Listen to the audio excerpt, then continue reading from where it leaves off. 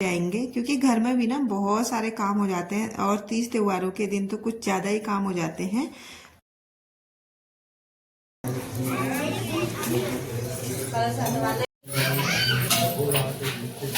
तो यहाँ पे हम लोग पहुंच चुके थे मंदिर में। वैसे अभी ना मंदिर में भीड़ थी नहीं, अम्मा को इसलिए लेट हो रहा था। अम्मा बोली थी कि फिर ना भीड़ हो जाती है, फटाफट चलो और जल चढ़ा के आते हैं। और यहाँ पे बहुत भीड़ रहती है, बहुत ज़्यादा। वो तो अच्छा हुआ जिस टाइम पे हम गए उसी टाइम पे मंदिर से निकली थी कलश यात्रा। आज कलश यात्रा भी थी, जैसे कि पिछले साल भी यहाँ पे कलश यात्रा हुई थी। जो लोग मेरे से पहले से जुड़े हैं उनको तो पता होगा। तो इस बार भी हुई थी, बट हमको पता नहीं चला।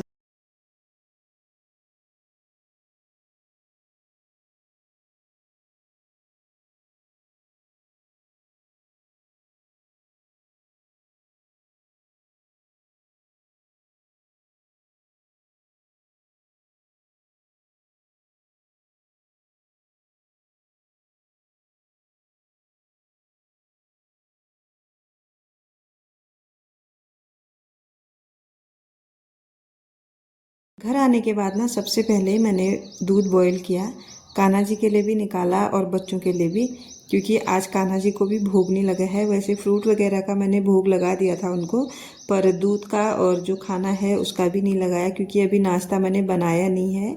तो अभी मैं उनके लिए बना रही हूँ दलिया। तो कान्हा जी को भी दलिए का भोग लग जाएगा और आरुष भी खा लेगा। तो इसमें ना मैं खूब सारा पानी डालूंगी ताकि ये अच्छे से पक जाए और अच्छे से गल जाएगा ना, तब सही रहता है खाने में। आरुष के लिए तो थोड़ा ध्यान ही रखना पड़ रहा है। और उसके बाद फिर जो मैं पराठे बनाने वाली हूँ वो है कल का बचा हुआ आटा। तो उसके मैं आज पराठे बनाने वाली हूँ पूर्वी के लिए। इसीलिए पराठों का भोग आज कान्हा जी को नहीं लगेगा, वो खाएंगे आज दलिया, सिंपल सा खाना। तो यहाँ पे मैंने भी चाय पी ली थी, फिर अपने लिए चाय बनाई थी मैंने, बट उसको मैं रिकॉर्ड नहीं कर पाई। और सुबह के टाइम पे ना इतना सारा काम हो रहा था आज। और जो त्योहार के दिन ना भगदड़ मस्ती है वो तो बस एक हाउसवाइफ भी जानती है कि क्या होता है त्योहार के दिन। हर चीज़ मैनेज करनी पड़ती है, चाहे फैमिली छोटी है बड़ी है।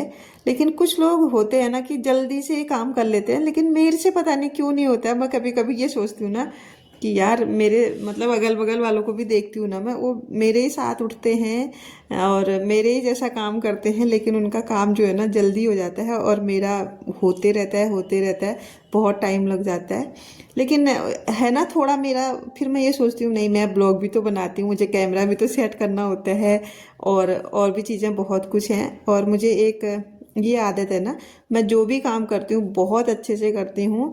ये नहीं कि मतलब फटाफट से करो, जैसा भी हो उसको निपटाओ, बगल में रखो, ऐसा मेरा बिल्कुल भी नहीं होता। जो भी करती हूँ बहुत मन से करती हूँ और बहुत अच्छे तरीके से मैं कामों को करती हूँ। ये मेरी बचपन से ही हैबिट रही, चाहे मैं काम कम करूँ लेकिन बहुत अच्छे तरीके से करती हूँ। तो ये जो कपड़े हैं ना, ये हैं कल के, ये मैंने सुबह सुबह धूप में डाल दिए थे। अभी ये सूख गए हैं क्योंकि कल ये सूखे नहीं थे अच्छे से। अभी मैं दोबारा से जो अभी के धुले हुए कपड़े थे उनको यहाँ पे डालूंगी। और बच्चों को तो नाश्ता दे ही दिया है। अब इसके बाद क्या था, दिन का मेरा मतलब जितना भी काम था सुबह का वो हो ही गया है लगभग। और मंदिर में ना अभी पूजा पाठ चल रही है, मंत्रोजाप चल रहा है, हवन वगैरह तो इतना अच्छा सुनाई दे रहा है। और जो धूप कपूर जो हवन होता है ना उसकी जो खुशबू आती है ना, वो खुशबू मतलब पूरे जो वातावरण होता है ना हमारे आसपास का उसको महका देती है। बहुत अच्छा लगता है। कभी भी ना जैसे तीज त्योहारों में जैसे मंदिर वगैरह में पूजा पाठ होती है ना, तब बहुत अच्छा लगता है। तो यहाँ पे अभी हो गया है शाम का टाइम और बच्चे यहाँ पे ना अंदर खेल रहे थे। मैं भी अब हो गई हूँ शाम के लिए रेडी, क्योंकि शाम के टाइम पे भी बहुत सारे काम ऐसे होते हैं जो करने बहुत ज़्यादा ज़रूरी हैं। तो यहाँ पे हाथ मुँह वगैरह मैंने धो दिया है और ये जो बेड है ना ये भी अभी मैं सेट करूँगी, क्योंकि यहाँ पे हम लोग बैठे थे दिन में, बच्चे भी सोए क्या थे मतलब लेटे थे, तो थोड़ा सा ख़राब तो हो ही जाता है। और सबसे पहले यहाँ पे बाल बनाए मैंने और इसके बाद फिर यहाँ का मैंने बेड सही किया।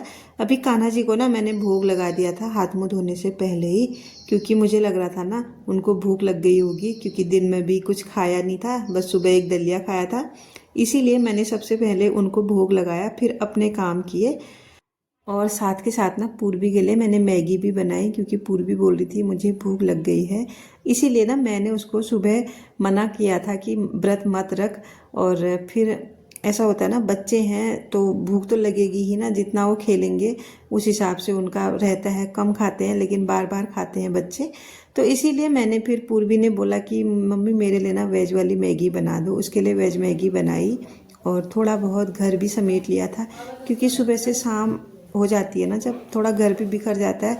और मेरा ये रहता है कि सुबह 5 बजे से मतलब 6 बजे के बीच बीच में मेरा जो है झाड़ू पोछा हो जाता है। तब से शाम तक तो गंदा घर हो ही जाता है, क्योंकि सब लोगों का आना जाना, उठना बैठना, खाना पीना सब कुछ घर में ही है, तो थोड़ा बहुत गंदगी तो हो ही जाती है।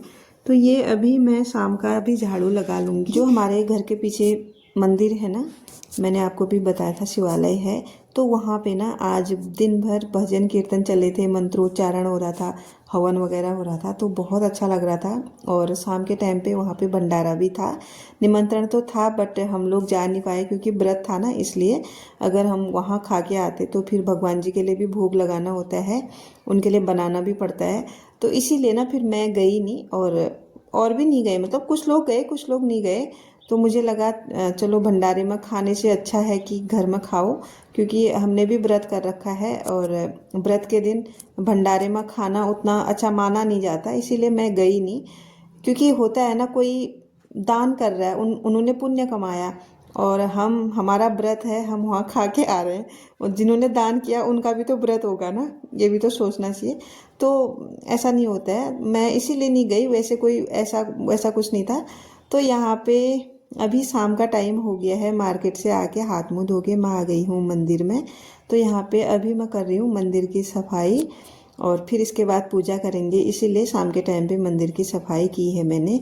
तो यहाँ पे ना मैं जिस दिन मेरा व्रत होता है एक अखंड दीपक मैं जलाती हूँ। आज भी मैंने जला रखा था, और जो अखंड ज्योत है वो अभी तक जल रही है, बस मैंने हल्का सा उसकी बाती को ऊपर खिसका लिया था, और वो रात भर भी जलती रही। ये भगवान की कृपा रही, तो पूरा दिन और रात मेरी जो अखंड ज्योत है वो जलती ही रही। और अभी यहाँ पे प्रेम भाव से शाम वाली आरती मैं करूँगी, और इसके बाद ना फिर हम सब ने, मतलब बच्चों ने, मैंने आरती की, और इसके बाद फिर जाके मैंने बाहर जाके दिया जलाया है गेट में और छत में भी। वैसे तो ना जो दीपक होता है जो हम दहलीज में रखते हैं ना, वो तो हमेशा रखना चाहिए, बट जो हमेशा नहीं रख सकते हैं ना, तीज त्योहारों पे तो रखना ही चाहिए, ज़रूरी होता है। इसके भी बहुत सारे रीजन हैं, तो धीरे धीरे चीज़ें पता चलती है ना। और यहाँ पे शाम वाली आरती हो गई है, तो अब आते हैं किचन में रात का खाना बनाने के लिए। आलू मैंने पहले ही बॉईल करके रखे हैं, तो आलू के गुटके मैंने रेडी करके रख लिए हैं। इसके बाद खीर भी मैंने बना ली थी, क्योंकि साथ के साथ ना मेरा सब काम चल रहा होता है एक साइड से। तो खीर भी बना दी है और गुटके भी मैंने बना दिया आलू बॉईल करके। अभी बारी है पूरी बनाने की, तो सबसे पहले पूरी मैंने निकाल ली है गौ माता के लिए, और इसके बाद फटाफट से भगवान जी के लिए भोग निकालते हैं, फिर जाके हम अपने लिए बनाएंगे। सबसे पहले लगाएंगे मंदिर में भोग, तो ये है खीर, आलू के गुटके और पूरी।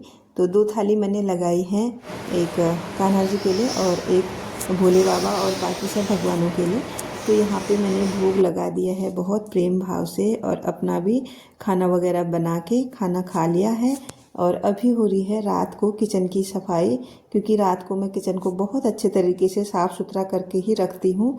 मुझे बिल्कुल भी पसंद नहीं है कि मेरा किचन, मेरा घर रात को गंदा पड़ा रहे, चाहे मुझे 10 मिनट 15 मिनट एक्स्ट्रा निकालने पड़े, लेकिन मैं रात को ना साफ़ सफाई करके ही सोती हूँ। तो कुछ लोग ना फलाहार करते हैं शिवरात्रि में, मैं खाना ही खा लेती हूँ, क्योंकि फिर मेरे लिए ना बहुत ज़्यादा टफ पड़ जाता है, मैं इतना नहीं कर पाती हूँ सच कहूँ तो। अब जो है आज का ब्लॉग मैं यहीं पे क्लोज करती हूँ। कैसा लगा आप लोगों को कमेंट करके ज़रूर बताइएगा। मिलती हूँ आपको नेक्स्ट ब्लॉग के साथ, तब तक के लिए bye bye everyone. Thanks for watching. Radhe Radhe. और अगर मेरे चैनल पे नए हैं तो प्लीज़ चैनल को सब्सक्राइब भी कीजिएगा।